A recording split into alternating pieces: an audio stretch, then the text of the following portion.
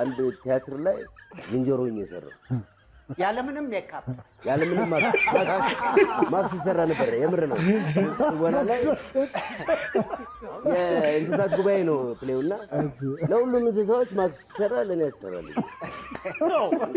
በዚሁ ግባ ለዚህ ፊት ደግሞ ማክስ ምን ያስፈልጋል? አረላሽ ስለመጣ ዝንጄ በጣም አሪፍ ነው። በራስ ላይ መቀለል ነው ትልቁ ነገር ነው። ለዝንጄን እናመሰግናለን። ዋው በተለይ ለእናቱ ለወይዘሮ ጉዝጉዝ ነፍሳቸውን ይማር በጣም ነው ማመስገን ያለብን። ለምን ያው ሳይፈሩ ነው አጥብተው ያሳደጉ። ነፍሳ ይማር ማርያም አንተ የተመታ ሳይፈሩ ስላጠቡት እንደዚህ አይነት ሮስት ሰምቼ አላውቅም።